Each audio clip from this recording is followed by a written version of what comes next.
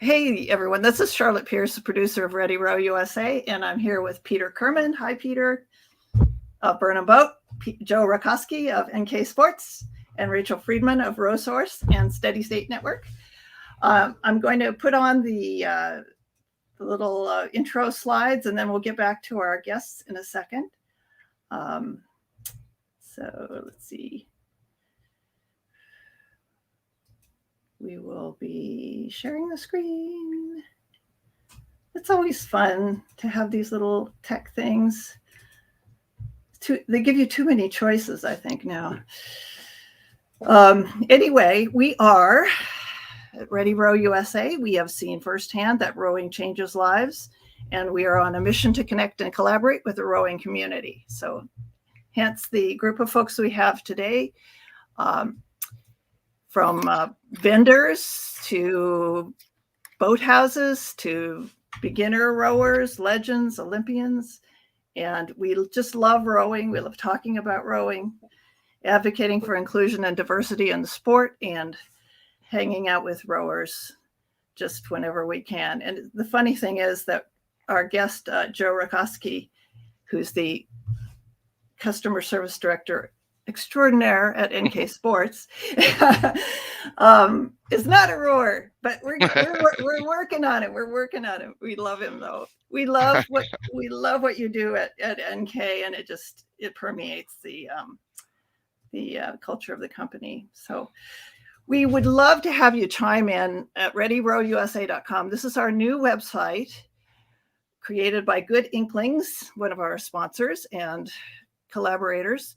And nothing gives us greater thrill than seeing that little notification dot on Instagram or Twitter. And our audience gets personal attention to any questions, comments, episode suggestions. If you go back in the archives and watch or listen to something and you have a question or comment for the guest, we will get it to them and we will get your answer to you. And our sponsors and partners also receive value that far exceeds their investment.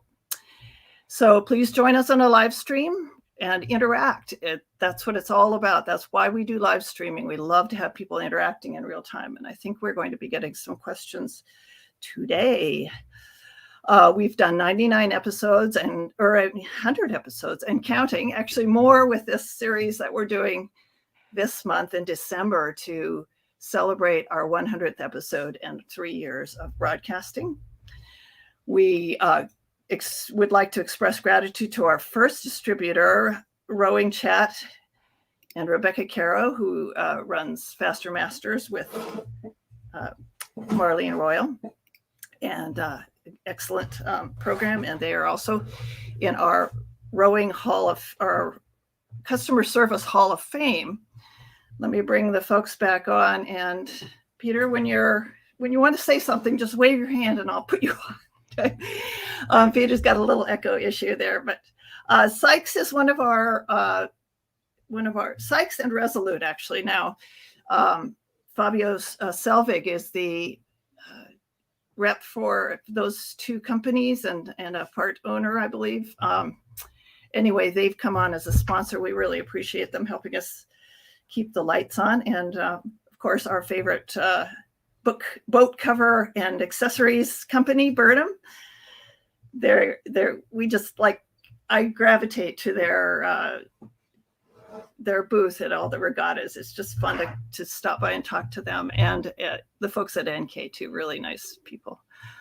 Good Inklings is the website, as I mentioned.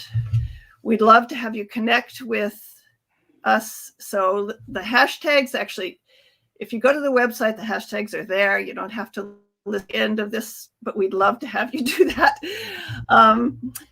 We just kind of put that in there so that people will stick around and listen. These folks have a lot of great things to say, and I think we all really love these companies. So the Rowapalooza is what the silly name we gave to our birthday celebration and 100th episode. So whatever, it's kind of a silly name, but we have fun with it. At the end, we're taking next week off for Christmas, and then we come back on the 28th with new and different strokes, Seattle Scullers, long-term rower development, and North Shore Maritime, which is a new rowing club in Lynn, Massachusetts. So we do club spotlights, and I just love to nurture and highlight new clubs and old ones that are doing good things.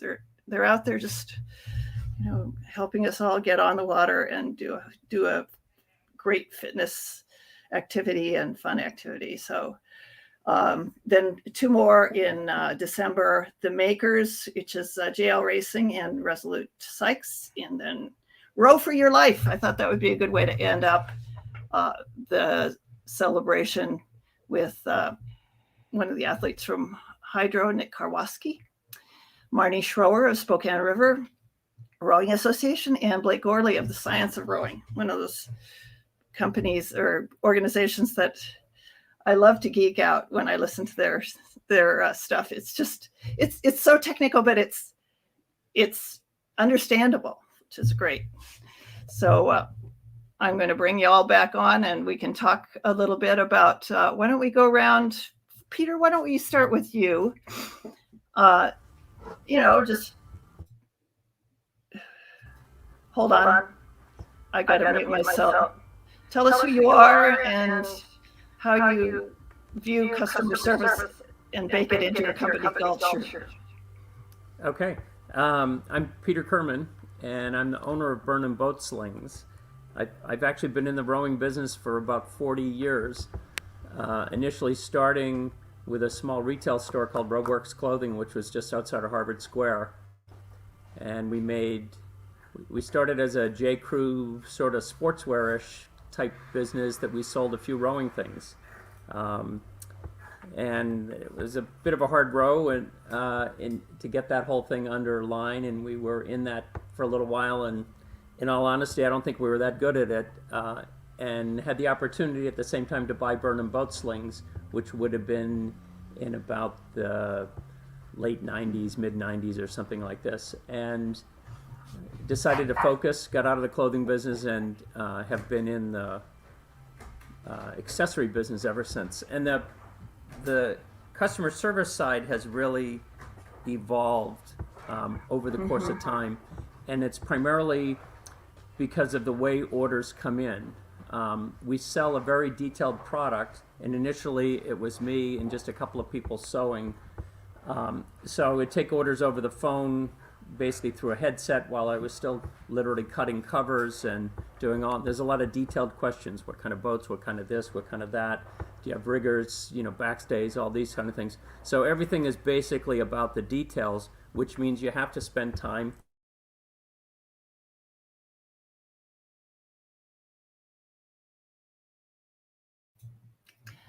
Peter's muted now. I don't know why. There we go. And we change based on technology and volume. I used to know all of our customers personally, and you talk to them on the phone and figure out what to do.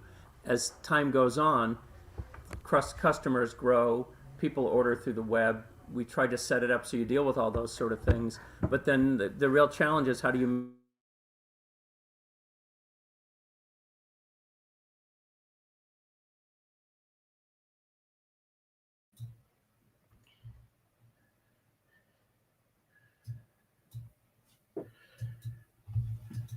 Peter, why don't we move on with Joe and Rachel, and then we'll see if Peter's maybe it might be your internet bandwidth, Peter. I'm not sure why you keep dropping out, but we'll fix it later.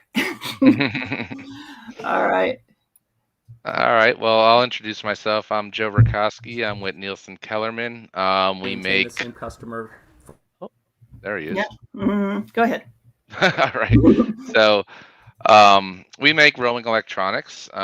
So we try and help the rower excel at their sport by providing them the feedback they need while they're on the boat. I am not a rower, as Charlotte mentioned. I still am learning, and I get port and starboard confused. But I've learned a lot since I've been here. I originally started at Lockheed Martin when I got out of college. I was a system engineer there, and after 13 years, I got laid off, and I was like, I don't want to do engineering anymore. I want to do something different, and I didn't know what it was. And it just happened that I randomly knew a guy who knew the HR worker here, said they had an opening for tech support, and really it was a step down, but I kind of just created my own position here and just been improving every day and moving up, and it's been a blast. I love working for NK. Um, and basically, I mean, they have a commitment. They've always had a commitment to good quality customer service. So I have to thank Alex James for that, and especially Michael Naughton. He's just always so positive, always wants to make sure the customer's elated, and that's what I try and infuse into my customer service techniques. I want the customer to come out and be happy, and really, I'll say one of the best things is that you could have a person that really, really, really is upset, and if you can get them to turn and be happy, they become a champion for your products for life. They are the biggest then supporter of you if you could get that. I mean, the people who already like you, that's fine, but the people who don't like you that then like you, that's just huge in my opinion. Yeah, I tell this story about, I mean, we're starting this customer service hall of fame, and it will gather steam as time goes on, I guess. But just part of the spark for that was my experience with NK, buying a speed coach, not reading the manual, calling y'all and, like you're just so patient, and that just imprints on the customer, I think. So, I think this approach that's baked into your company is like really, I mean, I don't know which came first, but probably just serving the customer. Yeah, I mean, even like there's stuff like where they do the trade-ins. You could take a 25-year-old Cox box, and if we could still identify it as a Cox box, we'll still give you $100 off a new Cox box by sending it in. I think that's really great. It's just sort of like a customer loyalty program, and I think that helps also make my job a little easier when I have to tell people their stuff isn't repairable, and I'm sorry, it's well past warranty, but at least I could give you a little bit of a discount on a new one. Yeah, like I was at a rowing camp, and my screen was fogging up, and I think it had a crack in it or something. So one of the rowing camp people that were there rowing is an engineer with you, Philip. I think his name is Philip. Yeah, Phil. We just call him Phil. Phil, yeah, Phil. He's a good rower too. I think he got the most improved rowing or something. But he says, I'll just take it back, to Philly and, have them fix it and see what happens. And so pretty soon I get this thing in the mail. It's my speed coach, and it's been fixed, and there's no charge. And, do you have people taking advantage of that kind of approach, or? We can. It can be tough sometimes. Is that if you're super generous, you have to kind of trust some people. Like I'll send out a speed coach that's under warranty with a return label, and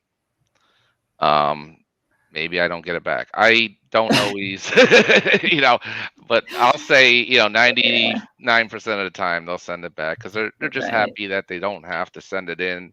The other times we'll send out actual loaners because I mean, rowers are competing almost every day, so they can't go without their equipment for 2 weeks. So if we can, we try and maybe give a loaner out for certain situations. Of course, we have limited stock, so we can't always do that, but as much as I can make the issue not an issue to them is what I try and strive for. So, and a little later I want to get into some of the supply chain stuff with you and Peter and Rachel, but Rachel, why don't you give us your elevator speech, and I love your approach to customer service too, and it's just kind of baked into who you are, I think. Well, thanks, Charlotte. Thanks again for having me. I am the founder of RowSource, and I am a one-woman small business based here in Washington, D.C. I started RowSource on January 1st, 2014 as a blog. I'm a rower and a coach, and I was answering all of the same questions all the time for my rowers, and I decided to start writing. And that's how RowSource was born, specifically a resource for masters, rowers, coaches, and coxswains. When I'm not on the water, I'm a graphic designer. And so it didn't take me very long to decide that I wanted to combine rowing and graphic design. And I started designing t-shirts. And I started selling t-shirts at regattas. And I really started small. I've got, a tent, and I had a couple of designs, and I started selling locally, DC, Virginia, Maryland. These days I get a little bit farther afield along the East Coast and like to take myself to Masters Nationals. But for me, customer service comes from meeting and talking with people at regattas, and that is where I really love that piece of the business. The RowSource is me. I am RowSource. So the brand is me and my personality. And it took me a little while to get really comfortable with that. It's not we, it's I. And if someone doesn't like me, they're not going to like RowSource. So it's very important to me that when people come into my tent at regattas, when they place an order, when they email customer service, which is me, when they make a call to customer service, that's me. I have to have the answers, and I want people to feel comfortable with me. And I love talking about rowing. That's why I'm here. I love talking about rowing. So it's really important to me to get to know my customers, whatever way that I can. And it is not rare for someone to stick around the RowSource tent at regattas for 15, 20, 30 minutes because we're talking about rowing. I want to know how their day is. I want to know if they're a novice, how their first race went. If they're rowing parents, I want to know how their kids are doing. If I've met rower parents 3 years ago and they come back to the tent, I want to know how their kids are doing in college. That's what it really kind of gets me excited about RowSource as a business. Yeah. And you are also one of the producers of the Steady State Network podcast. I am. Yeah, that's a different, I don't want to call it a side gig. It's a different, separate gig. But yeah, thank you for mentioning that. Last year, I founded Steady State Network with Tara Morgan, who's a coach out in Washington State.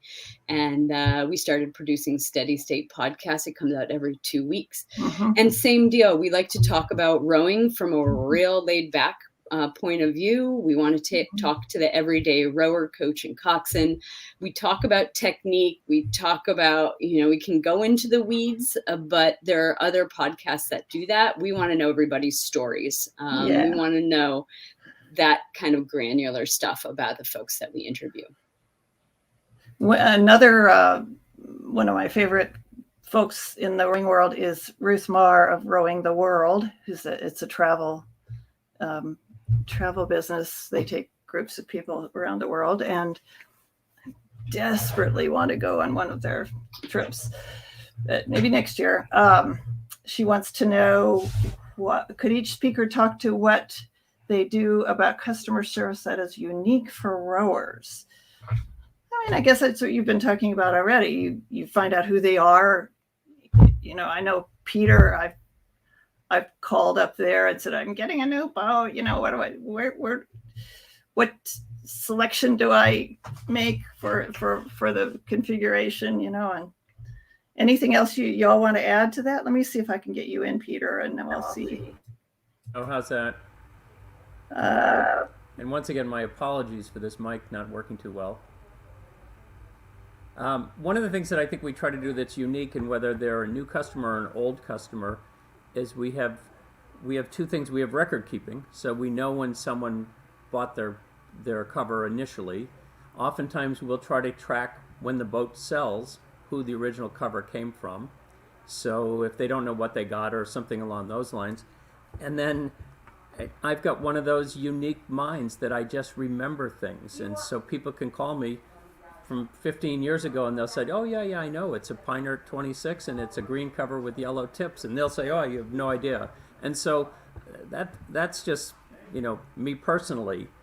But I think the same thing as, and to reiterate what Joe and Rachel have said, it's the environment of being in the rowing community, and you're out there and you're out at regattas and you're seeing those customers that you're just sort of living and breathing it every day. And that's the difference, I think, is you can communicate on that level with your customers. And that's very different than, buying just a commodity. So it's so true. And, like I said, I just like to go by those booths. It's just like coming home, talking to you all. So we appreciate it. Anything you want to add to that, Joe or Rachel? Well, just to tag along,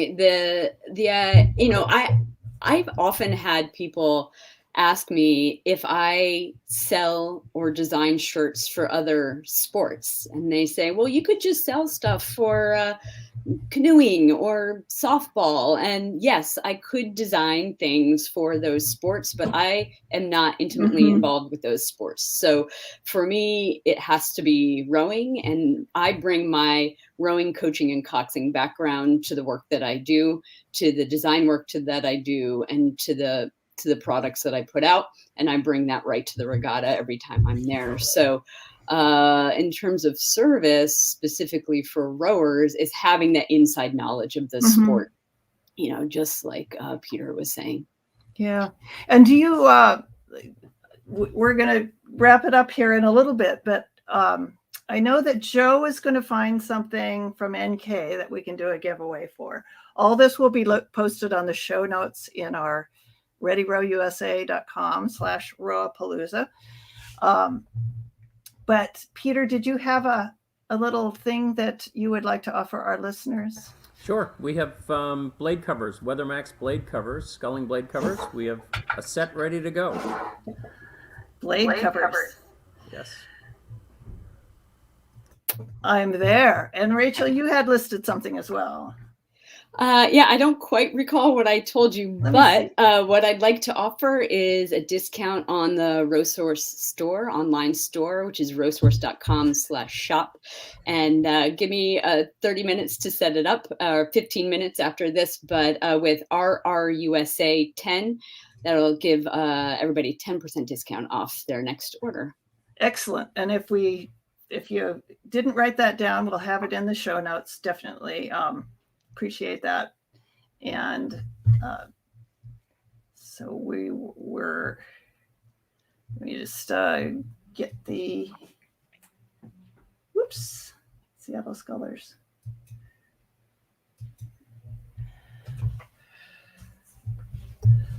Oh yeah, I wanted to wrap up with a little preview of what's coming up in 2022. In addition to the 3 episodes we have coming up at the end of this month for the celebration of our 100th episode and 3-year anniversary. But we have 2022, we're going to do a lot on club spotlights, rowing for all, so inclusion, things like erg, ed, stem to stern, and remote coxswain that provide access for rowers who may not be your standard issue human. Getting people on the water is healthy for all of us in the sport. Arts and letters, which is like crafts and books, more on building the club, rowing to recovery, so cancer, addiction, and trauma.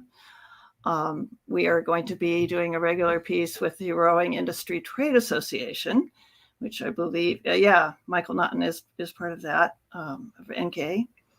I'm a member, and I think Peter's a member, right? Yeah, no? Anyway, they're trying to, connect vendors, and they're doing a lot of good things. So we're going to also do a fun piece on geeking out with athletic tech. So definitely visit the website and tell us what's going on at your club so we can do a club spotlight. Send us some gadgets and gear, your favorite rowing gadgets. And I just wanted to wrap up with one question for y'all. What is the true spelling of way enough? I feel like this one's geared towards me because I've talked about it more than one occasion. Oh, really? Maybe I got it from you. Do you guys mind if I start first? No, please do. Go ahead. So I'm a firm believer that it's WEIGH, way enough. But I wrote a whole piece about it on RowSource, so okay. I understand there's the debate. I'm going to go read that. It's a raging debate in the sculling group that we go out with at CRI. So, Peter, tell us how to spell it. I think I'm right in there with Rachel, the WEH, that spelling. I to be honest, I've never really given it much thought. So it doesn't debate in my world.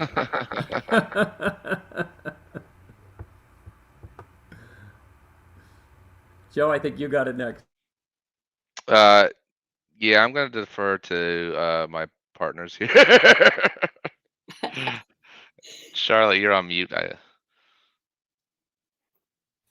Okay. Yeah. Thank you so much for joining us today. And let's revisit this. And I'm always welcome here. I always welcome episode suggestions and, guest appearances. So thank you all for coming. Rachel, Peter, Joe, you're the best. Thanks so much, Charlotte. Thank you, Charlotte. Much appreciated always. Yep. Take care. Okay. Bye now.